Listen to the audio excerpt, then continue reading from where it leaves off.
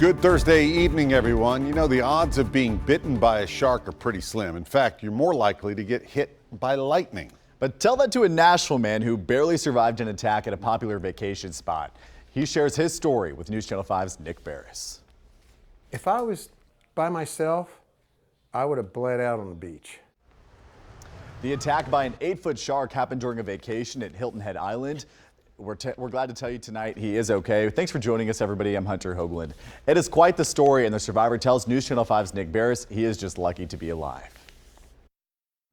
So far, there have been 37 documented cases of shark attacks this year. That's worldwide. Now, the most recent happened here in the States just this past week. A Nashville man on the final day of his vacation at Hilton Head Island. It's our last day. I was out there going, all right, I'm just going to get on a boogie board, kick around for a second, enjoy the ocean. And John Mistler was in about 5 feet of water surrounded by other bathers at Sea Pines Beach when it happened. And I felt the bite, and then I rolled over on the boogie board, and I'm looking at this shark with my whole right foot in his mouth all the way to the ankle.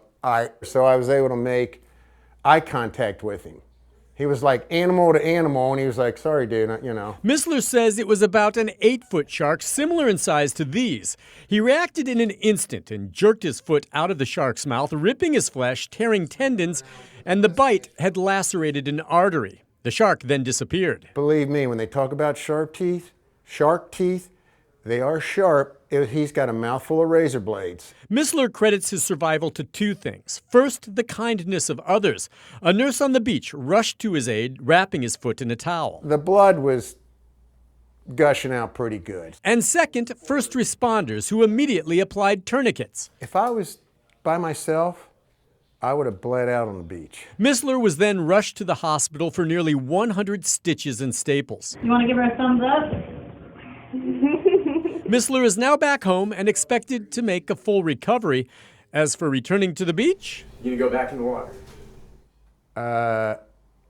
Only up to my ankles. he really is a good sport, and Mistler holds no animosity toward sharks. He does hope that if anyone takes something from this story, is that they should consider adding a tourniquet to their first aid kit. Nick Barris, News Channel 5. Well, Nick, thank you. Experts say there does appear to be more cases of reported close encounters with sharks this year, but there isn't a big increase in the number of actual attacks. Summer break is winding down, but you may still have a last-minute beach trip planned. Here's some easy ways to stay safe if you're just anxious about swimming, especially with all this shark talk.